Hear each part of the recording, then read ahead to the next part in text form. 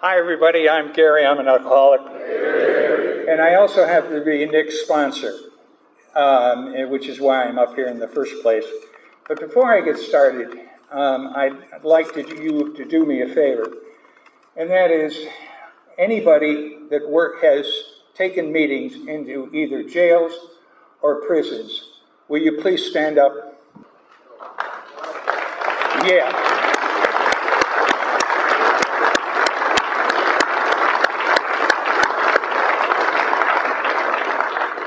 Yes, I consider this to be a privilege to be up here, and this is actually a celebration for anybody that takes meetings into such places as prisons and jails. In terms of I started at the Gwinnett County Detention Center in 2002, and so I've been doing that for 23 years. In 2014, this guy shows up, and as best as I can tell, he was bulletproof. He wouldn't stop talking, he wasn't disciplined, he was just a pain in the ass, and I basically wanted to kick him out of the meeting we were in.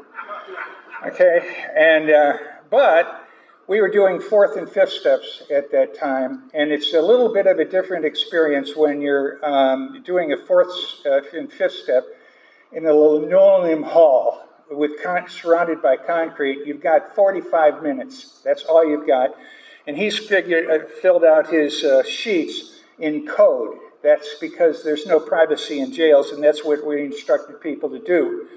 And so we only had 45 minutes, and you have to go for the gusto when you only have a 45-minute fourth step, and that's precisely what Nick did. But then what would happen, he would just disappear. And in August of 2015, I'm at my home group, NABA, with my sponsor, and a lady who was the secretary there, she comes down. I have a letter that is addressed to Gary at NABA. You see, at the Gwinnett County Detention Center, you're not allowed to use last names, so I didn't know his last name, he didn't know mine. But anyway, I got this letter, which I'd like to read to you. Dear Gary, hey, my friend, I'm not sure where to send this letter, but I remember you talking about NABA and the Gwinnett room, so I'm sending it to NABA. I hope you remember me, too. I'm the guy who asked you to do my step 4 in the Gwinnett County Jail about a year ago, and my dad recently passed away. Anyway, I would still like you to sponsor me when I get out. That's neither here nor there right now. I'm writing because I want to say thanks, man, for bringing AA meetings into the county jail. For me, those meetings were the only hope I got. They helped me realize that I'm an alcoholic, and I'm not the only one, that even though I felt like the only one for many years. I'm also sure that I cannot deal with my disease all by myself. I mean, I don't think I'm alone. Sure, I cannot deal with either when I say self-examination sucks, and the idea of going around one day and righting all the wrongs I've caused is the last thing I have on my mind that I think that sounds like fun. But I'm willing to do it if it means having what you guys have, and I still have the conviction that I'm willing to do whatever it takes. This place is okay. They keep me busy, that's for sure. There's no meeting down here. I mean, not AA nor NA, but they have their own meetings in a dorm with 48 other men, and maybe 8 out of 10 actually want to be sober. I have no problem with that personally, but I feel my serenity is so new and so fragile that I'll lose it altogether if I begin to worry about what the next man is doing. Can you dig it? As so far as I've learned to pray a lot. I have 16 months right now from all mind and mood altering chemicals. I want the spiritual experiences that you all talk about so that I am writing to do this sober. Sometimes I feel like I'll lose my mind, but then I pray and ask God to help me get over myself. Anyway, I could really use some support or anything. I miss the meetings and the feeling that comes. I just like you to say, you had nowhere else to go when you got to AA, and that's where I am. Nobody wants me but the program. I believe you all when you say, I don't ever have to use again, and I don't have to take anything to be okay. I'm still crazy as shit, most of the time, but even that, I'm not as crazy as I was this time last year, so I count that as progress. So if you just got a minute to write me here, I'll be coming home. I have no home. Say I will find a halfway house, but my release date is April 14th, 2016. Be good, Gary. And I send with love. As it so turns out, he did get out in April, and he got a job right off the bat, but it was one of the workout joints with all the hard-body females. He started playing the field, and I told him, Nick, you can't do this. She's going to bring out something to enhance your experience, and you're going to go back out. And so by August, we had about a 2-week period. I didn't hear anything from him. And he called me up. I screwed up. Was that a surprise? Okay, but anyway, his sobriety date turns out to be September 5th of 2016.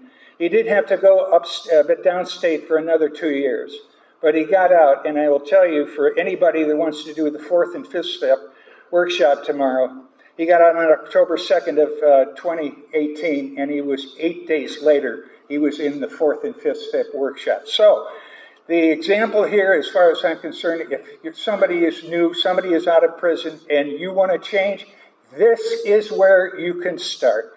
You have an example here of someone who was arrested 22 times in Gwinnett County alone. It's no fish story. You can look at his names that happens to be on the program. Go to the Gwinnett County Sheriff's Office, and you'll find him there. Okay? And so, with that in mind, we have a remarkable opportunity to watch how he's changed since then. And with that, I am so proud to introduce you to Nick. Come on, Nick.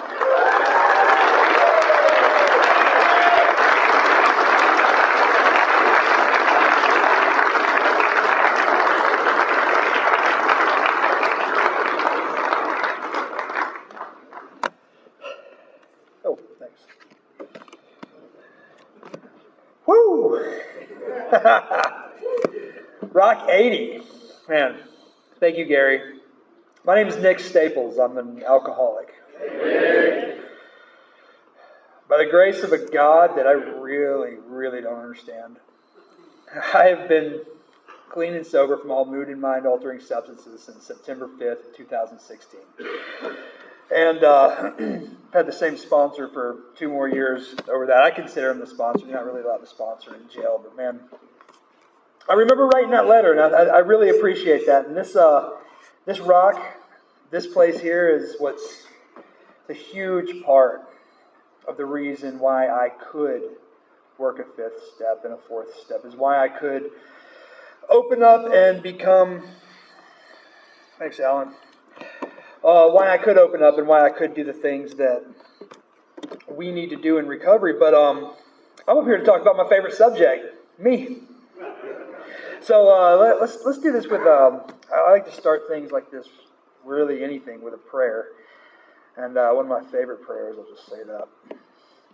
God, I offer myself to you, to build with me and do with me as you will. Remove me from the bondage of self, so that I may better do thy will. Relieve me of my difficulties, so that victory over them may bear witness to those who I would help with thy love, thy will, and thy way of life. May I do thy will always. That's a powerful prayer. Very, very powerful prayer. But I got a little bit of an outline because I need a little bit of order. I got a few brain cells up here still kicking, and they need order, and I need order. So I'm an alcoholic. I'm an alcoholic for one reason. It was very complicated at first, but it's just simple now. I no matter how bad I want that first drink, I want that second drink a whole lot more. And once I take that first drink, nothing else really matters. I'm going to take a second, and a third, and a fourth. And I don't really have the capability of stopping. I'm going to be stopped. But I do know how to stop. Never really punched a cop in the face, but I've thought about it. They usually get to me first, and so usually the law enforcement stops me before I can really, take it to the grave. But then there's this other part of me that makes me an alcoholic, and there's this other part of me that, something in me that will always taking the first drink or drug or anything makes sense. It's just always going to make sense to me. And I'm the guy who uses or who drinks no matter what. I try to not drink. I try to not use, but I'm going to use no matter what. My history proves that. But I was born in '86. That's a long time ago for some of y'all, not so long for some of the others. But I was born in '86 to a wonderful mother. She was alcoholic herself, and she was great half the week, and then the weekend would come, and she was different. And to me, it was the only normal life that I had.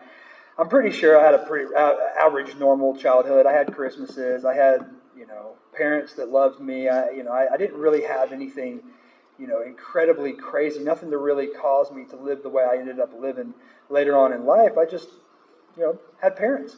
My parents, they found a way to love me. They found a way to support me.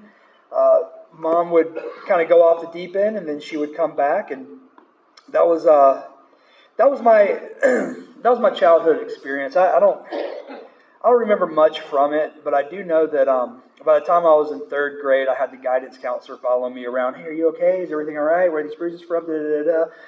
At some point in time, my stepdad tried to adopt me, and then I found out that he wasn't really my dad, and I had a real dad, and he wanted to meet me, and so I met my other parents, and that was kind of a fiasco that lasted for a couple of years, and I'm sure that caused some sort of trauma. But for me, I'm very sensitive,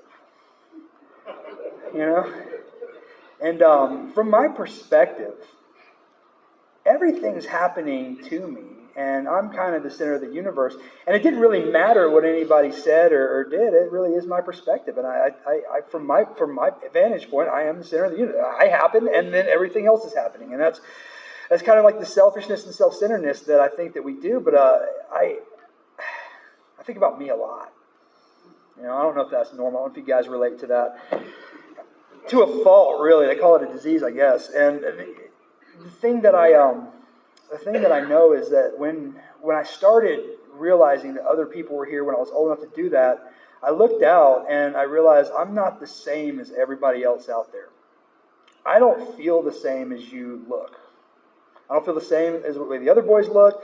I'm just not, And so I started trying to do things to match up, and I never really could feel the way you looked. And I don't think the problem was I was different. The problem was my perspective. I was judging my insides with your outsides.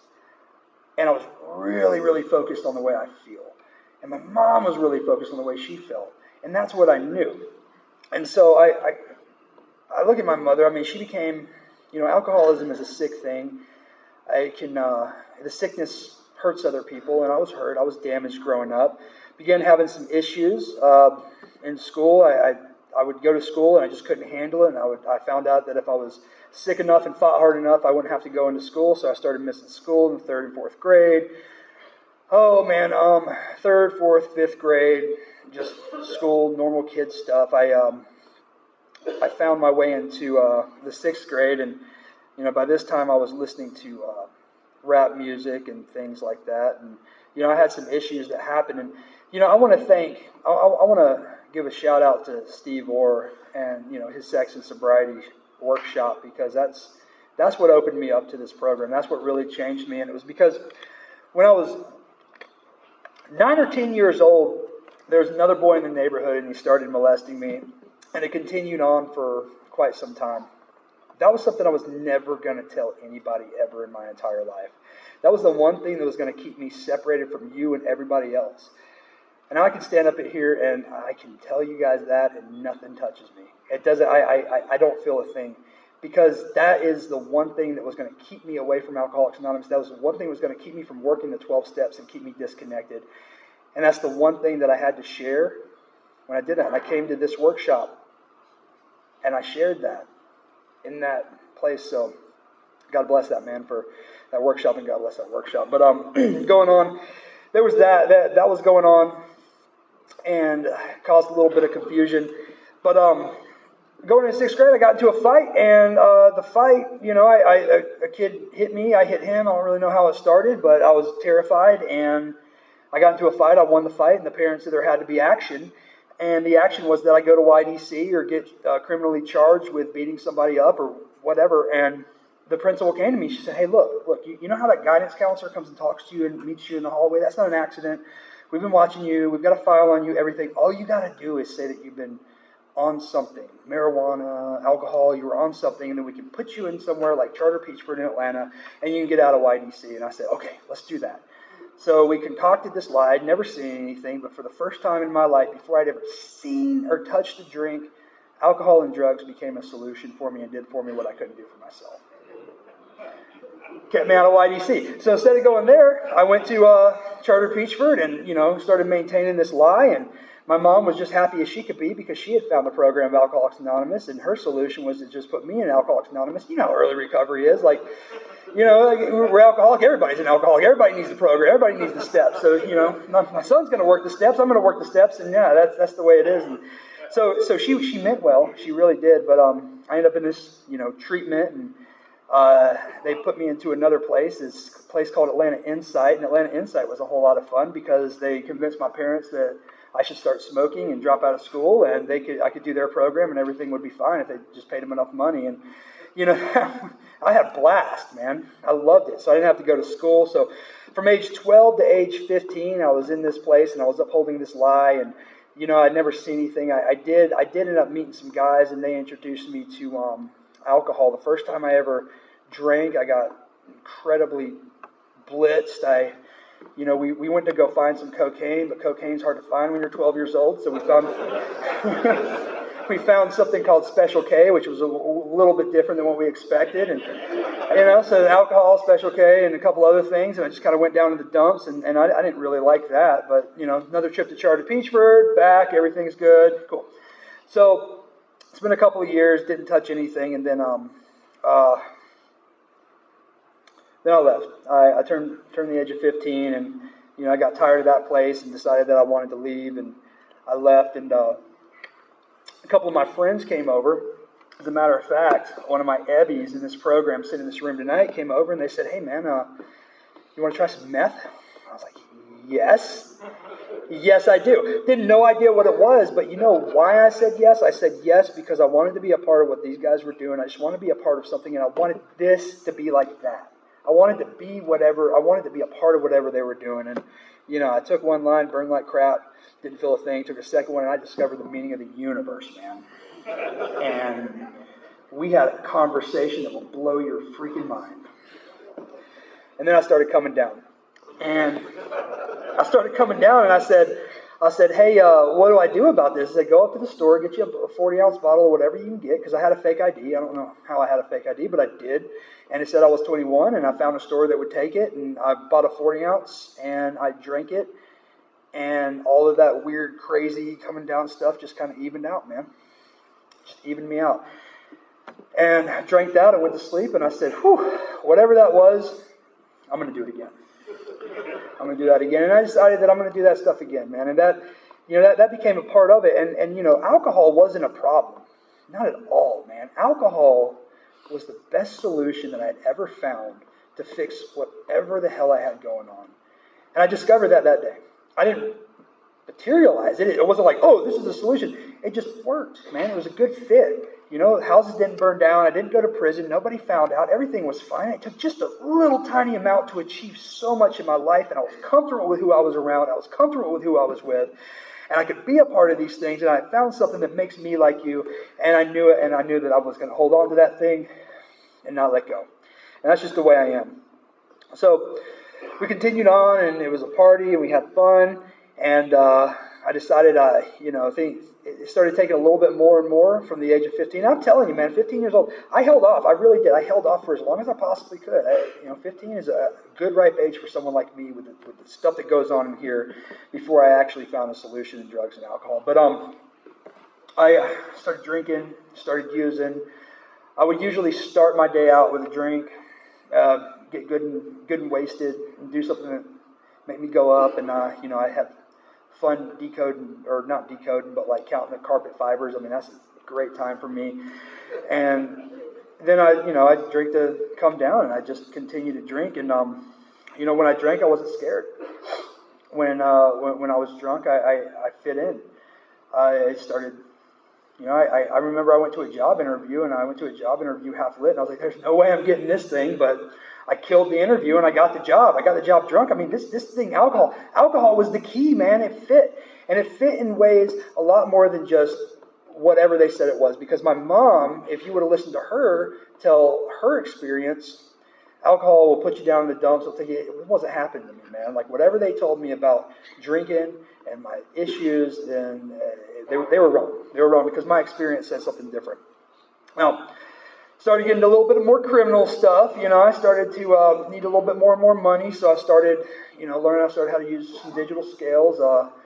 Figured out how to do math. Figured out math was a good skill set for me because when I had a reason to use math, I was really good at it. So I learned fractions, and that helped me get my GED in prison later.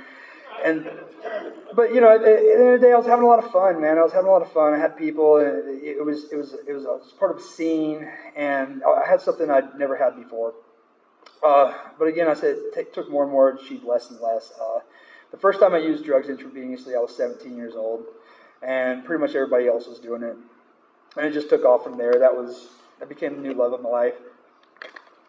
And my first arrest was shortly after for shoplifting, and I don't really remember what that was, but I remember standing in jail, and the guy had been there before, and I'm like, this guy named Scully, and Scully had been there before, and he's like, man, they're going to give you eggs, and you get cigarettes, and da-da-da-da.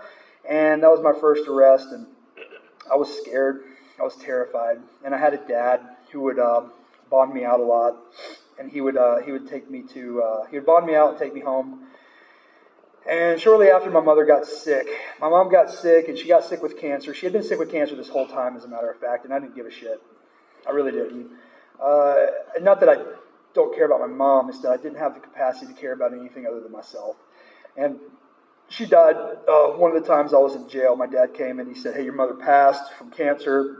And I went back to my cell, and I cried. He said, I'm going to bond you out.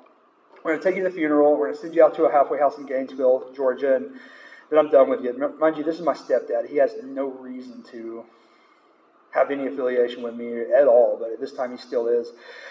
And he took me out to the halfway house, and I said, okay, I'm done. I'm done with this life. I'm done with these things. I've had enough. I go out to this halfway house, and very, very soon I got out, went to my mom's funeral, went to this halfway house. I was going to change my life, and I really, really was going to stay sober. I was about 19 years old for the rest of my life. And really quickly, it went from, I'm going to stay sober, I'll do whatever it takes, to, man, these people aren't treating me right. These people don't appreciate everything I do. My roommate snores, man. And really what was going on was I was having this attack of this restlessness, this irritability, this discontentment, this stuff, this thing inside me was getting tighter and tighter. I heard it described one time as a spring in his gut, and it gets tighter and tighter, and I'm like, that's what it is for me. The farther away I got from a drink, the worse it got, because there was nothing to keep me away from me. There was no lubricant from the world, and I can't really take you guys for very long. I can't take the world, I can't take traffic, I can't take this. It's just too much, too bright. It's just too intense. You guys are too intense, especially people. And I decided that I was just going to go out. And so I left and went and found another halfway house, and just the type of chaos that comes with that. And, I left and went to another halfway house, but in the in-between, there was a hotel, and that's where I smoked crack for the first time. So that was fun. Because I didn't have any meth. They didn't have any meth in Gainesville at the time. So I just got a bottle of liquor and, had fun with that. But that was in... That type of cycle went on for another 8 years, I would say. I couldn't not use. I couldn't not drink. It got to the point where I had to have something in me just to get out of the bed. I don't really remember when it happened, but at some point in time I joined a gang because those guys had power and those guys had dope, and I thought I would be like those guys. And I turned around and all of a sudden I had real enemies. Talk about fear. I had a lot of fear before that. Now I had real fucking fear. Real fear. And I was doing things that I thought I'd never do. These guys would hire me out, and I remember it's like an interview with this guy. He said, "Okay, what can you do for me? You can do these drugs." And I said, "No, I'll do them all. I know you guys." And he said, "Okay, well, you're you're going to do collections for me. So that's what I started doing. That was the best job I could find at the time. So they would come and they would say, hey, go kick this door in, scare this guy, get the money, bring it back to us. And I started doing that. And I don't know, I had that job for a couple of months until one day I kicked in a door, went in there, and I slapped the guy around a little bit, came out, and there were cops everywhere. They just came out of nowhere. But here's the funny thing is, despite all of that happened, I had two feelings. One, I felt alive. Two, I felt like it was over. It was over. When I got on my knees and those dogs were barking, it's over. But they still gave me a bond. He still gave me a bond, and my dad still bonded me out. So I got bonded out from that, got some more felonies, got bonded out from that, and got some more felonies, and finally I wasn't getting out. And the last time, I knew I was in trouble, I knew I was running hard. I called a buddy of mine in Mexico City, and I said, hey buddy, I'm coming to Mexico City, and we're going to live this thing out, man, and you're going to teach me the ways. Like, all right, don't bring that stuff here, because that stuff here is like really a death sentence. So I bought a bunch of pills, and I made it from Buford Highway all the way to about Satellite till I don't remember anything, and I woke up in the jail. I woke up in the jail, non-responsive, and I just that's my going on the run story, and I don't know. I showed up to the jail, and they said I wasn't breathing, and then they put me in the ambulance, and I remember one thing. I remember being in the hospital at that time, and I remember going back to jail, and I didn't know why I was there. No one would tell me why I was there. They had me in a weird spot of the jail that I'd never been before, and I looked in the mirror, and I looked like this shriveled old man. It wasn't the mirror. They didn't have mirrors where I was, but I saw the reflection in the way the light was shining, and I looked like this shriveled old man. And it had been a couple weeks, and they said, hey, you know what day it is? And I said, yeah, it's like such and such a day. I was like, oh, yeah, it's actually 2 weeks after that. You've been out for a while. And I'm like, okay. Whew. So there I am in jail for the last time. Nobody would tell me why I was there. And I asked for a book. I wanted a book, and they brought me 2 books. I want a Bible. They wouldn't bring me a Bible. I don't know why. They didn't have a Bible. It's the first time they didn't have a Bible. But they brought me 2 books. They brought me a Star Trek book, and they brought me another book called A Better Way. And it was a guy that had been to prison, and he had got sober in prison, and this was his story. And I couldn't read the Star Trek book. I couldn't focus on that. I couldn't focus on anything. God, by the grace of God, I was able to focus on this guy's book. But I read the book, man. There were enough similarities in this guy's story and the way he felt and what he did. And he said, if you want what I have, you'll get on your knees and you'll pray and you'll give yourself to God. And I did that. I got on my knees. I prayed and I asked God to take this, whatever it was. And I guess he did. 2 things happened. I wanted to go to an AA meeting, and I wanted to read spiritual things. I just got this hunger for spiritual stuff, I guess you could say, but I was absolutely crazy, absolutely miserable, and there was no way that I was going to be okay for any conceivable amount of time without a little bit of help. So I did. I was only in that part for about 15 days. They put me in normal population, and they started taking me to AA meetings, and that's where I met my now sponsor. I started going to these meetings, and by that time, I don't know. Sobriety's funny for me. Like for the first 15 to 30 days, I am just willing to do whatever it takes. But really quickly, I just get my ego comes back, man. My judgments come back. I start thinking, maybe I misjudged that. Maybe I overreacted a little bit on that last time. But I got in here and I started hearing some things, and that I really liked, and I started secretly reading this blue book right here, this big book, and I started secretly praying, and where nobody could see me, and I just knew this. I just knew that there was really no hope, and these guys that were coming to the meetings, I was pretty sure. So I was under investigation at the time, and I was pretty sure that these guys were detectives, and they were all there to just investigate me. But, I was willing to overlook that part if what they said was actually true. So they said, let's do a 4th step. And I had some blaring things. I stole a gun from my dad and took it downtown to sell it for this stuff. And I was going to sell the stuff, but I got back and it was freaking salt. And so I sold my dad's gun for salt to a drug dealer. And that really bugged me a lot. And I had a whole bunch of other blaring things. And I did the best I could with this 4th step. Didn't really understand how to do a 4th step, but I just basically told the bad stuff. And shortly after I did this fourth and fifth step with my sponsor. Well, let me kind of tell you how it went down. I went to him and I said, hey, I got this stuff written out. Will you do my fifth step? He said, yeah, come on. I said, do you believe you're an alcoholic and you're powerless over alcohol? I said, yeah. You believe that a power greater than yourself can restore your sanity? I'm like, sure, yeah, whatever that means. And he said, okay, cool. And he takes out his hands and he gets on his knees, and I found that to be very questionable, very strange, in jail with this stranger getting on my knees, but I did it. I get on my knees and we said the third step prayer, and I told him that, and I got some relief, man. I got some relief. I could sleep that night. Went back to my cell and I could sleep. And being sober in jail and being sober in prison is a strange thing because it's very, very boring in there. You get a lot of time to think, and I'm a thinker, man. I like to think.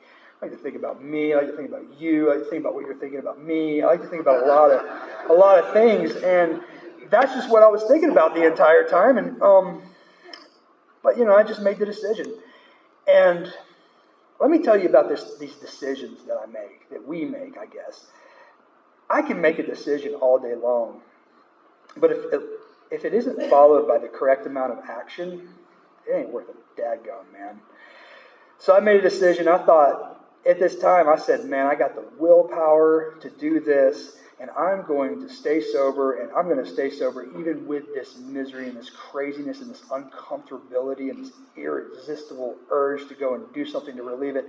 I'm going to stay sober throughout all that. That's the way sobriety is going to be, and I'm willing to do that, and I was willing to do that. And I think that's, I didn't really understand that I could be relieved of this thing. So, got down to my place. They wanted to give me 10 years. I went in there, I cried to the judge, and I told the judge, hey, I did the things that you think I did. I'm guilty. I want to make it right. Give me whatever sentence you think is appropriate, but can you make recovery a part of it? Because I need help. If you don't give me help, I'm going to come back before you day in and day out. This is my 22nd time in jail, and they knew that. I knew that. And they said, okay, I'll give you some help. There's several men in here that were actually a part of the group that came in there, so I thank you guys for that. When I got down there, I had a big book. They had a prison program they sent me to. It was like 6 or 9 months. Went down there, got out, and I had a bicycle, and I had a room in a halfway house. I somehow got a spot in a halfway house. It's a place called Oxford House, and I thought I was living large, man. I didn't have a person in the world except for you guys, and I was working a program, and that I did the best I could for about 30 days. About 30 days, and then she showed up, and I saw her, man, and I'm telling you, dude, she was hot. And I told my sponsor, I said, sponsor, I'm getting laid. And he says, do whatever you want to do, just, work the steps first. And he didn't really say that, but I did, man. I knew I wasn't supposed to, and I knew it was kind of against the wishes of you guys, but I've never really been good at following instructions, and this doesn't have anything to do with drinking or using anyway, does it? It's just a lady. So I got with her, and I felt good. And I said, man, if one girl's good, 3 would be great. So I had the girl from probation who was just amazing. I liked her a lot, man. She was sick, dude. She was addicted to heroin. I liked that. And I had the one girl from the gym that I was working at, and she was just nuts, and she was kind of like the backup. And I had another girl, and I just thought, hey, this is the solution, man. I found it. I could work the steps, and I could, sleep with multiple women, and 3 threes make a 10, right? And I had these girlfriends, and this is for a little while, and I'm going here. I remember this girl's uncle, and this is I've got over a year sober at this point, man. I had been in jail for a year, so I'm sober for a year, right? And so in my mind, and I completely stalled on the steps. I'm not working the steps. I'm working these women, and I get to this one girl's house, and her uncle's over there, and I fall asleep in the next room with her. It's not her uncle. It's actually her boyfriend. He smashes my windows out. And so things like that are going on, but I don't see it coming, man. I have no idea it's coming. The guys at the halfway house are like, dude, you're about to get drunk, man. And I didn't see it coming. And I go over to one of the girls' house one day. I'm not liking the way I'm feeling. She's got some beer in the fridge, and I said, I'm going to drink a beer, and I'm just going to go pick up a white chip tomorrow. I'm going to relieve the way I feel, and I feel this way. It's not because I'm an alcoholic. It's because of the world's doing this to me. And suddenly, the idea to drink came, and I was without defense against the first drink. And I drank, And suddenly everything changed. And that's when it happened. You guys have described alcoholism to me. You guys have described the allergy. I didn't really believe that I have it, but when I drank, I saw it happen. Everything switched. Going to work didn't matter. Going to this intensive probation didn't really matter. Nothing really mattered but drinking. So I drank, and like I said, I like to go up. So I went and got up 2 that same night. I went and tried to get a little bit, ended up getting a whole lot, and I'm off to the races. A couple of the guys tried to come and 12-step me, and just one of the guys just ended up doing the rest of my sack with me. And I had that's just the way it works, right? And so the run, that was my last run, and that run lasted for about 2 weeks. And I had gotten out of 2 drug tests from probation, and the third one they said, if you don't come in here and test, we're going to lock you up anyway. And so I got some fake piss, did my thing. I know how to pass a drug test. I'm smart. I'm not stupid. I'm not going to go up there dirty and just let them get me. I got up there with the fake piss, and he said, look at you, man. You're on it. And I'm like, okay, yeah, you're right. I'm on it. Whatever. Okay, what are you going to do to me? He's like, we're not going to lock you up. We're not going to do anything. But here's the problem. Here's the issue, right? I couldn't not have it, and I couldn't leave it somewhere. This was my precious, man. I'm like a schmeagle with this stuff. When I get this stuff, I'm like, yeah, my precious. So I had it with me in the car at probation, taking a drug test. They went out and searched my car, and here I go. So a relapse and a white chip turned into a 2-year bid. So they set me down. I got back in front of that judge really quick, and he said, 2 years, man, you're going back down the road. Went to prison, and this time I went to prison sober. And this is that was the last time. That was September 5th. 2016. I did the best that I possibly could while I was in prison, man. This is actually the big book that went in with me. I was able to get one of these when I went in. It was able to go through prison with me, and this is what I work the steps out of now. I still got some of the notes, some of the misunderstandings or maybe understandings at the time. So I keep this book. I still got the same 12 and 12. I still got the cigarette papers where I used to mark my pages in prison. And I stayed sober in prison, man. I said, okay, I'm going to stay sober no matter what. I'm gonna do this thing. I really understand it now. So I get down there, and prison's a strange place, man. It's one minute, like for weeks and weeks, it's like nothing, and then all of a sudden it's freaking chaos, and then it's nothing again for a little while, and it's chaos. But I had both of these times. I ended up writing you guys. I wrote my sponsor. I had a couple of people in the program that would write me, and one of them was mainly my sponsor today, and he would write me once a week, and he had a little bit of money on the phone, and I was able to stay connected with you guys for the 2 years that I was in prison. You guys saved my life there, man. You gave me sanity. And so I had a dog in prison. We had a yard. I had a dog, and we would go out to the yard, and I always find somebody that was willing to read the big book with me, and we'd go out and read the big book. And I just had this hope. I was like, this is what I want, this is what I need, and this is how we're going to do it. And we didn't really know what we were reading, but we were reading it together. And everybody else might have been going crazy and getting on stuff, because there's a lot of stuff in prison that I just love dearly. A lot of my favorite things are in there, and they're very abundant. But I didn't get to do it, and I didn't do it, and I just sacrificed that. And I said, I'm gonna stay sober no matter what from this point on.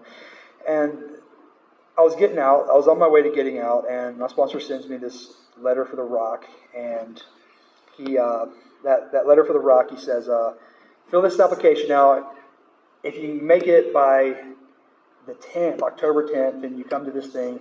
And one Monday they said, hey, Nick, you're getting out. Do you have a ride? And I was like, no. Can you find one? And I was like, maybe.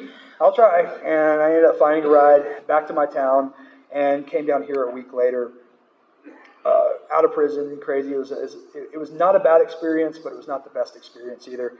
And I was just a little bit like frayed around the edges when I came down here. And I was really trying to work the steps, but this one thing kept coming up, that thing I told you guys about. And I wasn't going to tell anybody about this. And I told somebody, and I got free. So I found freedom here. And this whole time I was here for one thing. I was here for relief. That's all I've ever wanted was relief. I didn't know freedom existed because all I've ever had is what I am. And that's all I ever knew. And you guys gave me freedom. And that's the first time I experienced freedom from bondage, freedom from self. And I was able to really open up. And I was really able to connect with you guys. And that's the first time I did that. Now, working the steps, I wasn't really able to do the steps before that because that one thing kept coming up. But the first step, I mean, yeah, powerless over alcohol, my life is unmanageable. Powerless over alcohol, yeah, but my life is unmanageable because of me. My life is unmanageable when I manage it. That's the main thing. Restoration to sanity, I'm still not sure if that's happened yet, but maybe we're there. But a power greater than myself is the one that's going to do it, and I think that He does it incrementally. And then, the third step prayer is essential, but the action. It's the action of actually writing it out. So I started getting to work, man. I started writing, and I started writing a 4-step, and I started writing the 5 columns, and I started doing it exactly the way I was told how to do it, which is the first time in my life. And I did a 5th step, and we didn't get all the 5th step done in the same session, but this is the first time I'd ever told anybody the whole story. And I went to my sponsor's house, and we went over there, and we went on our session, and we would do the 5th step, and I started getting freer and freer and freer, and finally we finished it up. And I remember there's this guy named Todd, man, and I was stalling on my 5th step, and I went to Todd. He just happened to be one of my meetings, and I said, Todd, stalling on my 5th step, and he said, he was a little rough with me. He said, man, if you don't finish your 5th step in 2 weeks, you owe me $200 and I'm coming to get my money. He just talked to me like that. Todd's here right now. And I said, all right, Todd, all right. I know you're coming for your money. And I finished my 5th step, right? I finished the resentments. I got all my resentments done. Yeah, I finished the 5th step. He's like, hey, what about the other 4? Or the other 3? I didn't know there were 3 others. I conveniently skipped over that part, but I did the sex, I did the fears to the best of my ability. I wrote this thing out to the best of my ability. I did not know how to do a 4-step, and I'm better at it today than I was then, and each time I do one, I'm better at it, but I did it to the best of my ability, and the point is to do it, and I did it, and that's where the freedom came from. I did that, and then my sponsor beat me up a little bit because after all these things, he started throwing out these words I'd never heard before, and they call them defects of character. Gotcha. They call them defects of character, and there's a lot of them, man. There's a lot of them. I think he gets them from the Al-Anons. Those guys are really big in their feelings, and so we started, uncovering these defects of character. And he said, that's what this is. These are your variations of self. This is who you've become in order to. These are the tools that you've applied to these situations. But let me tell you who you actually are. He said, I want you to go look at the antonym. And he said, this is the opposite of the defect of character. This is who you actually are. This is who we're going to pray that God brings out of you. So I started dropping things. I started dropping the 5th step. I started dropping the defects. I started using this process as a process of deletion, man. And I started deleting the things that I added to myself. And we do not. This is one thing I know about God's universe. I don't know a lot, but I do know this. We do not exist in a vacuum. There's no such thing. So when I take away the defects, something else is going to move in. And the more of me I take away, the more God moves in. That's how this works for me. So the more of me I can take away and the more of me I can get out of the way, the more of God is going to have access to me, myself, and the less of you that are going to get hurt. It's plain and simple, and I started to see this take place in my life. I started taking away these things and my judgments, my anger, my resentments, all the defects that I have, and I started getting better. I actually showed up to work, and I showed up to work on time, and I stayed for my entire shift, and I went home, and I didn't steal from my boss.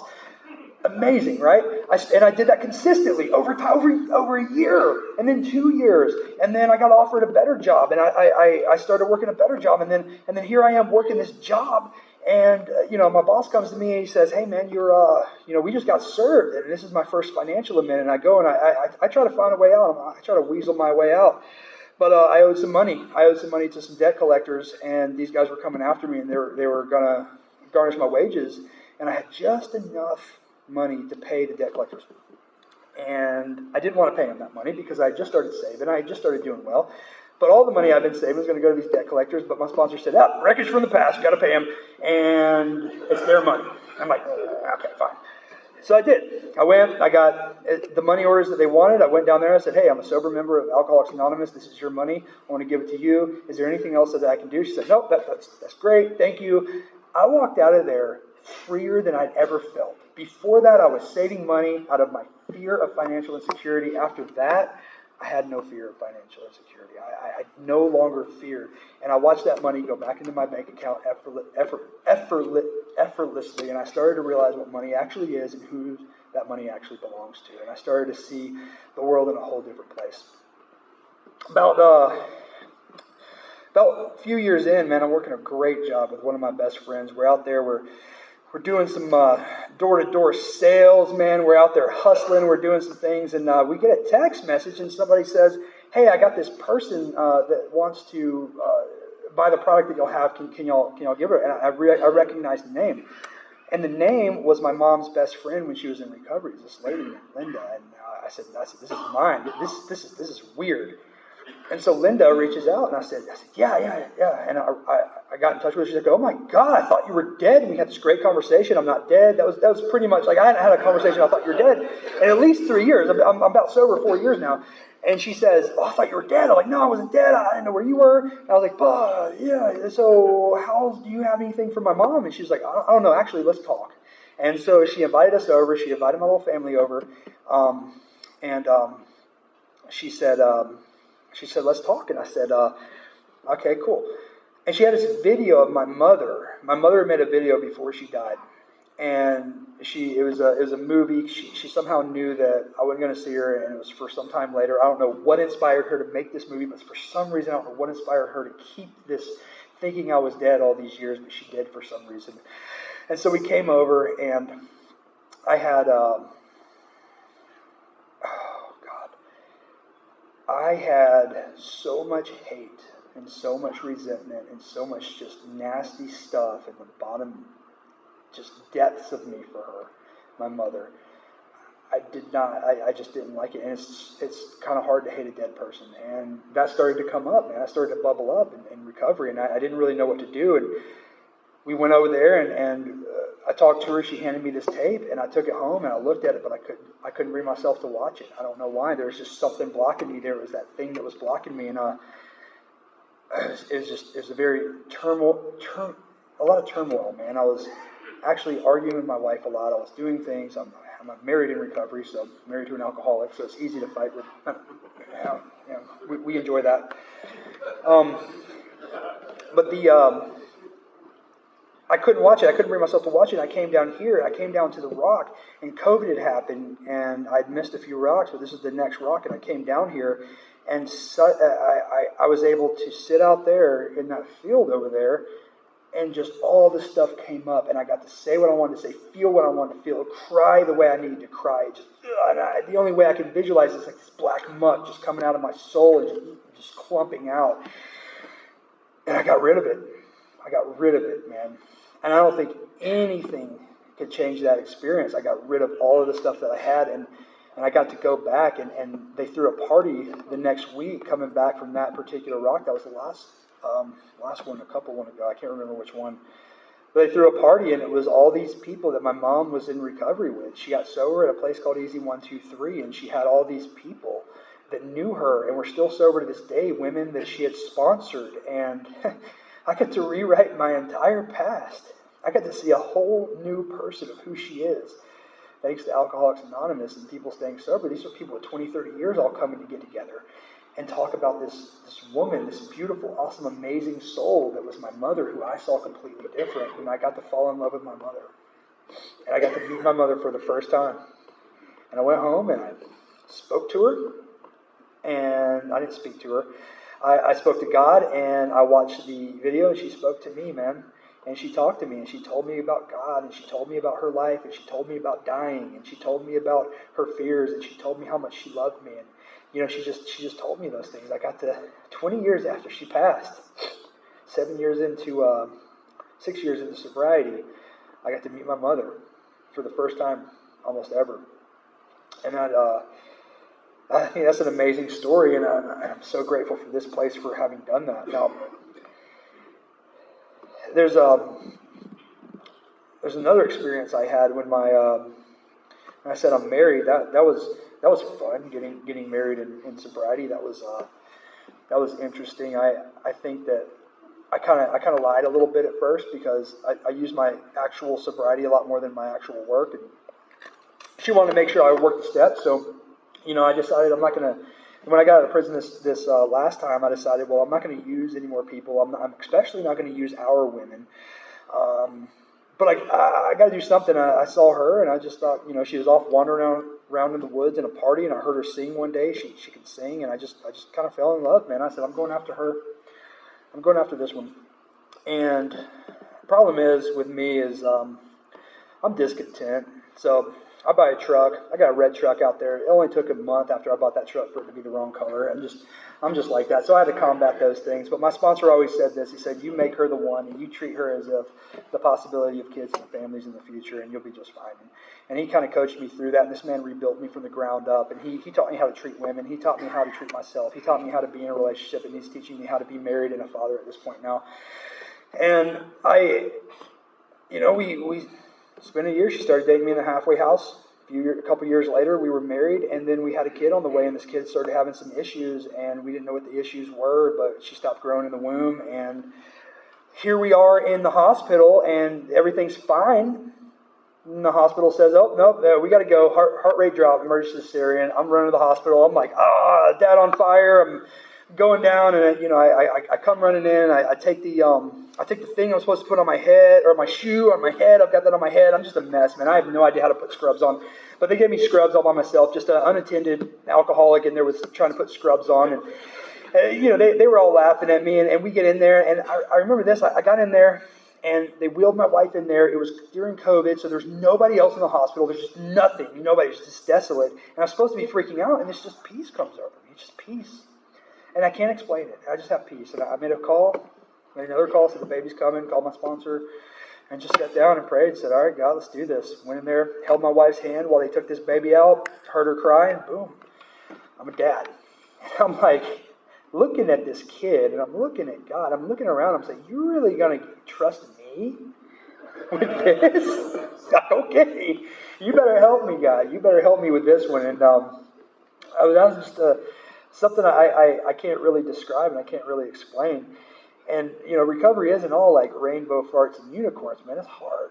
It's a lot of work for me because I don't care how spiritual I am tonight. I guarantee you I'm going to wake up in the morning and there's going to be something a little bit off. And I'm going to be a little bit more irritated with you. I'm going to be a little bit more restless with other things. I'm not going to have quite enough money in the bank. I'm not, things just aren't going to be quite right, and you give me 1, 2, 3 days of focusing on my career or focusing on my family or really just focusing on Netflix. I don't know, whatever.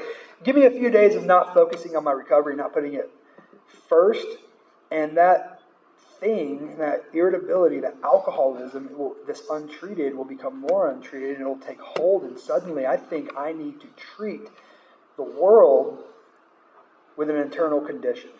And I have an internal condition that separates me from you. That's its first objective, to keep me away from you. Because if it can keep me away from you, then it can definitely convince me that taking a drink is a good idea. That taking a drug is a good idea. And that is really the whole plan. And that's really why the way I feel the way I feel. And it's probably why I have so much attention to the way I feel. Because the way I feel is very important to me. And it's very important to most of the people I know. Man, I'll tell you this. Working these steps has transformed me into a man I never thought I could possibly be. It's caused a transformation in me. Working these steps and being around you guys has caused a rebirth. And now, I have men just like me, scumbags. I just get the scumbags, man. And they find me, and we sit down and we read this big book together, and I have no idea what I'm talking about. We reread the big book, and I take them through these steps the same way I was taken through these steps. And sometimes I get a little bit of advice from others because I have no idea what to do with some of my guys. But I think that God pulled me out of the muck. I think that I was given a brand new life so that I could use my experience to guide and walk hand in hand with somebody to give them exactly what I have right now, which is peace. I'm comfortable in sobriety right now. That is the only thing I ever wanted, was to be comfortable, period. And I'm comfortable in sobriety, and that's what I have. And this place here is a huge part of it. You guys are a huge part of it. I owe my life to you guys.